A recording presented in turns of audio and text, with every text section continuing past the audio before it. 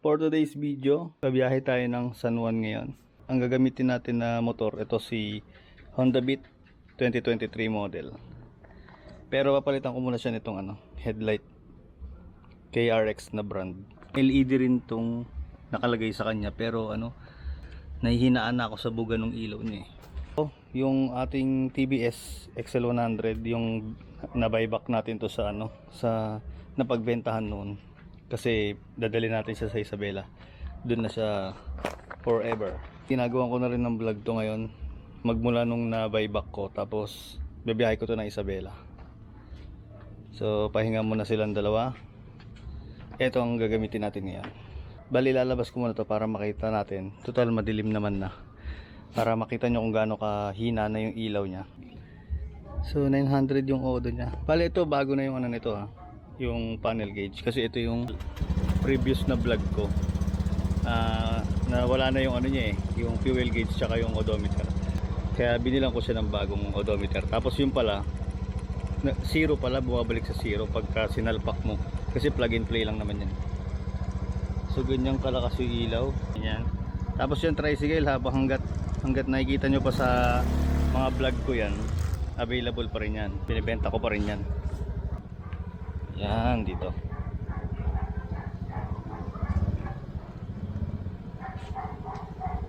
Ayun. Nahihinaan na kasi ako dyan. High and low.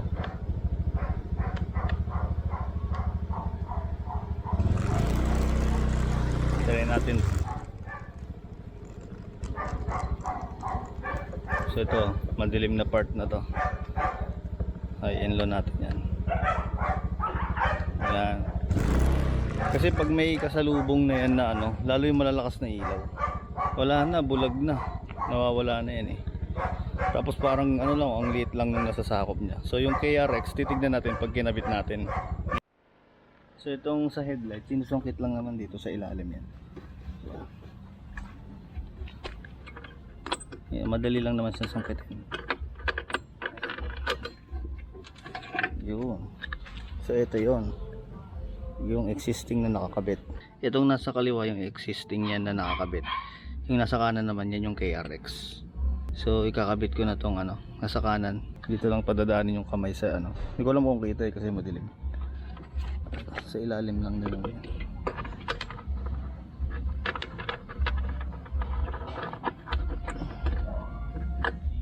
Hindi na siya gumagalaw. Lock na siya. Tapos kailangan maibalik nyo rin yung yung rubber para kahit mabasa yung loob, hindi siya mababasa yung headlight. So testing natin to.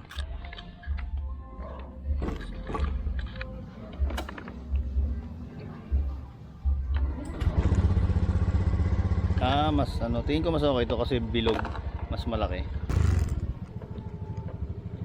Kasi parang Batman yung isa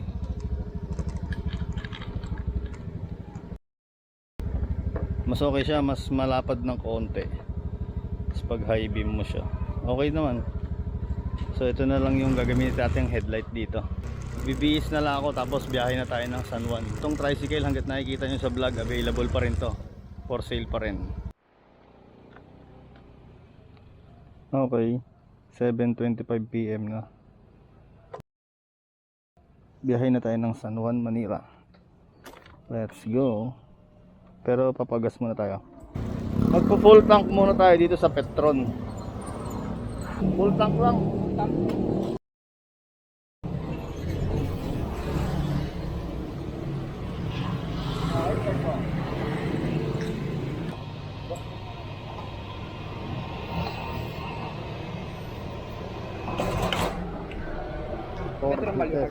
Wala. 40 pesos full tank. Siyempre ang ating zero ay ito, 902 kilometers. Yan, 902.0. Baka magtaka kayo, itong motor na to 2023 ko to nabili. Kasi baka magtaka kayo, 900 kilometers pa lang. Nasira yung panel gauge niya nung bagyong Karina. 2024 ata yung bagyong Karina. Baha dun sa amin sa San Juan, nalubog ito. As in lubog talaga buong motor. Tapos okay naman siya, na-drain ko naman lahat ng langis. Tapos na ano naman lahat ng wiring. Ang problema ito, yung motherboard niya nitong panel gauge. Dati kasi nagloloko-loko. Nawawala, patay sindi yung ano niya. Yung odometer tsaka yung fuel gauge. Tapos hanggang sa hindi na talaga nakita. Pero may ano pa siya, may backlight pa siya. So naghahanap ako nung magre-repair noon, kaso nga lang yung ihinang lang din. Kaya naghanap na lang ako ng mismong ano, bago na panel gauge. Kaya bili ko 2,000 plus lang to eh. Kesa naman yung ano, yung hinihinang nasa 1,000 din yata labor noon. Eh bili na lang bago. Ang problema ko naman, yung sinalpak ko yung bago, 0-0 yung odometer niya. Pero ang tunay na reading kasi niya, nasa 11,000 na to eh. Kasi syempre from 2023. Tapos binabiyahe ko rin to ng Isabela dati. So nasa 11,000 na nung nasira yung ano, panel gauge niya. So ngayon 900, parang lumalabas ngayon 12,000 mahigit odo na to. Tibay kasi tong ano eh, version 2. Tapos ano rin, sobrang tipid din sa gas. So makikita nyo kung gaano katipid to ngayon. Nagpa-full tank tayo sa Petron sa Muson. Full tank to full tank method tayo. Dito tayo laging dumadaan sa Pabahay Palengke. Kasi ang labas nito, Harmony Subdivision. Tapos ano na yon, boundary na ng North Caloocan sa may bagong silang, Kalayaan Elementary School. Dito na tayo sa may Harmony. Ayan. Dito na yung may tulay. Tapos yung matarik na ahon.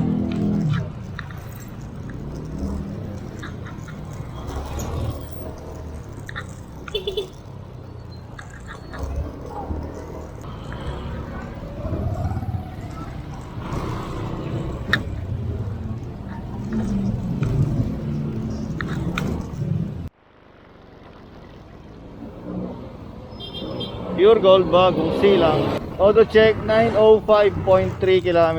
So mula pala dun sa bahay 3 kilometers lang, nasa ano na tayo, Pure Gold bagong silang, Caloocan. Tansya ko ang biyahe natin mga 1 hour lang kung hindi traffic sa ano, Commonwealth. So yung pinalit natin na ilaw, yung KRX, pag ganito na sobrang liwanag sa kalsada, hindi na rin siya masyado kita.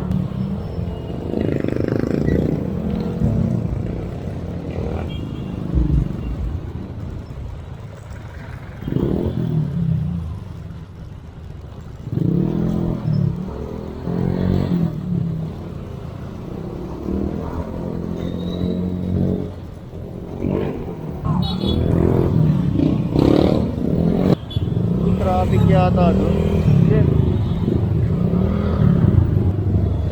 Gilid muna tayo, tignan natin kung saan yung hindi ma-traffic. Grabe. Mag-aalas 8 na.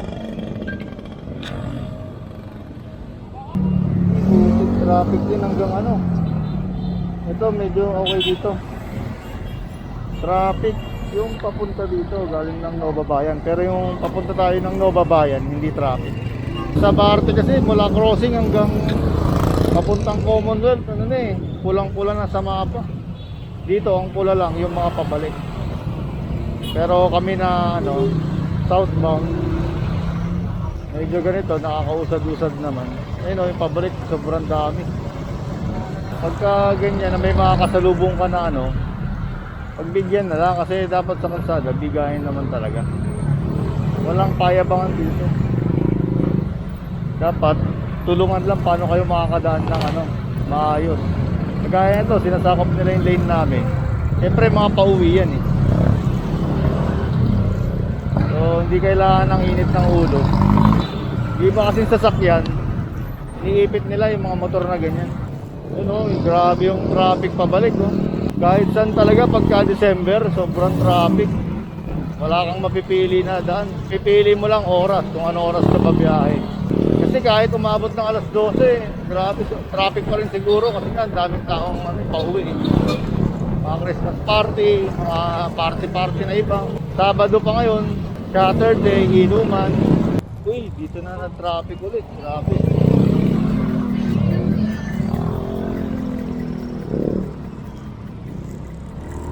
Dito na lang tayo, tapos U-turn tayo bandaran.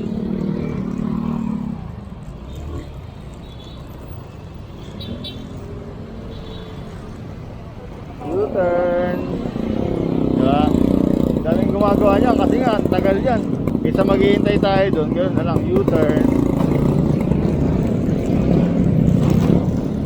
Ilagay ko na lang yung cellphone ko dito sa cellphone holder para makita natin yung oras. 8:03 PM na, tsaka yung mapa. Yan tayo dito sa shortcut. Dito ay kakaliwa na tayo para hindi na tayo dediretso ng crossing ng Novaliches Bayan. So, kakaliwa tayo dito. Yan, may daan dito ayon sa Google Map. Magno 2 subdivision. Kaliwa.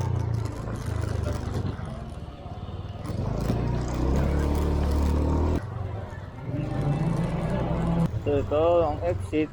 Okay, ang labas natin, ano na to? Jollibee Quirino Highway.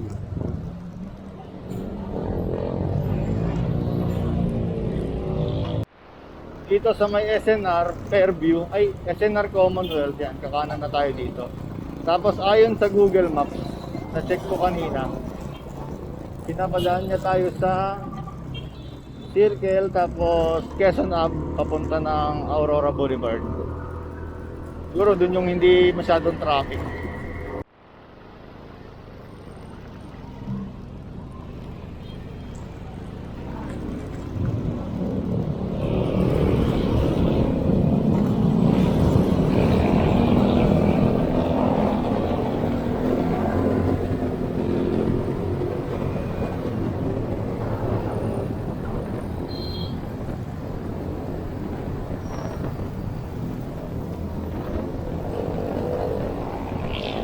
Kanan tayo dito papunta ng Luzon Avenue. Shortcut na lang tayo. Kaliwa dito sa may Dollar Ave. Dollar Ave nga ba to?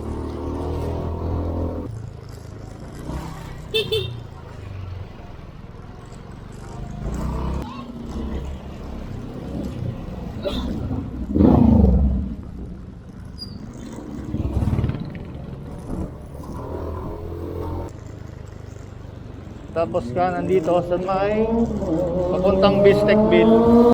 Kanan tayo dito sa may papunta ng FEU Diliman. So lalabas tayo ng Luzon Ave kasi dun yung hindi traffic pa southbound. Pag nag Commonwealth naman tayo, galangan ako sa Commonwealth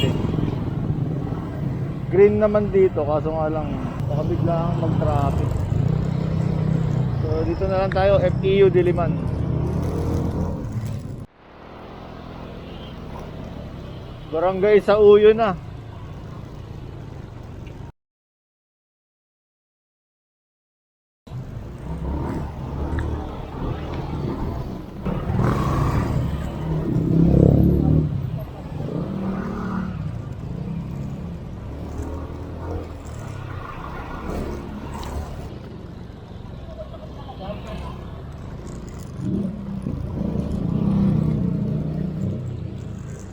Hinto muna ako dito sa may Dali.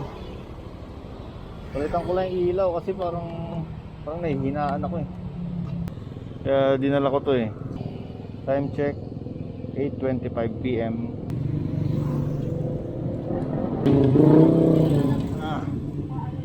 Sabi ko mainit. Mainit. Ito naman. Yan, okay na. Mas malakas nga ba itong dating nakakapit? Ano to nabili ko lang to sa Facebook noon, MDL killer tawag Ganun lang din naman pala. Okay na yan. So ito, diretso na ng Luzon Avenue ito.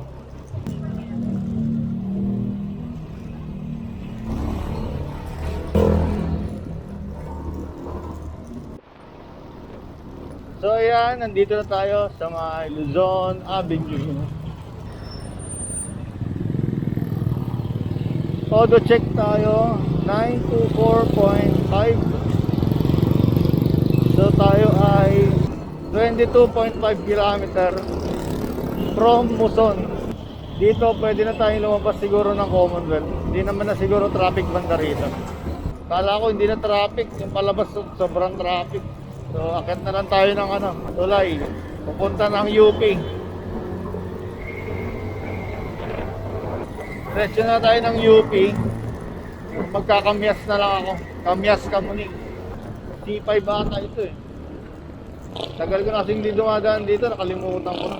Then kanan tayo dito sa may UP. Tapos CP Garcia.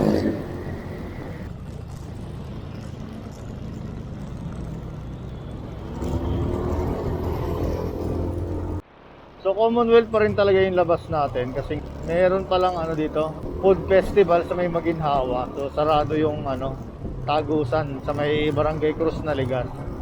So labas tayo ng Commonwealth tapos U-turn papunta ng Circle.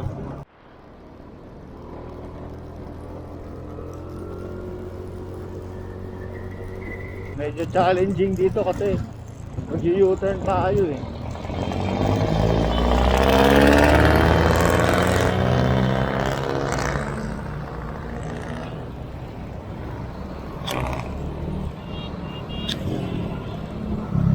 So ingat-ingat lang kasi tayo yung mag-U-turn.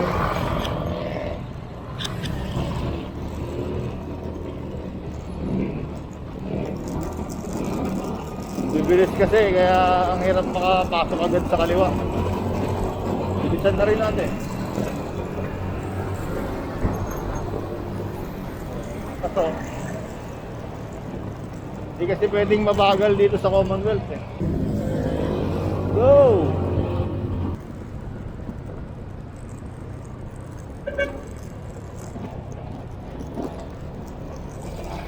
Okay, Quezon Avenue na. Sana hindi traffic.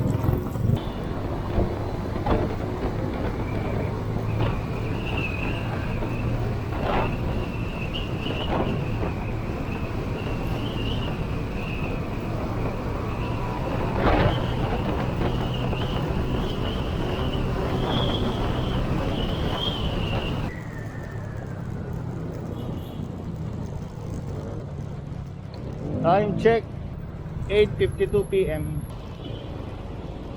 Kakaliwa na tayo dito.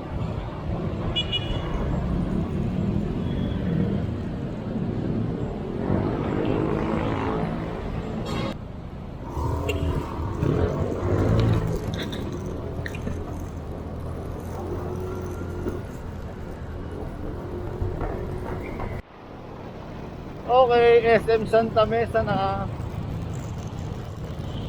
Pagas na lang tayo dito sa may Caltex tapos compute tayo ng consumption. Time check 9:03 PM. Dito na tayo magpapagas. Mahal dito 63 oh, samantalang sa Bulacan magkano lang? 52.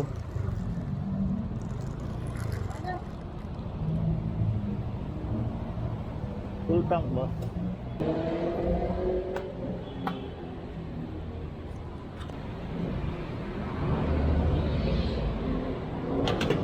So naka 0.791 liters tayo na nakonsumo. So ito, ang current odo natin ngayon ay 940. Nalobat na pala yung camera ko. So 940.7 minus 902. Makikita natin na 38.7 kilometers yung total na na-travel natin. Tapos divide natin sa 0.791. Makikita nyo nag 48.9 or 49 pag ni-round up. 49 km per liter.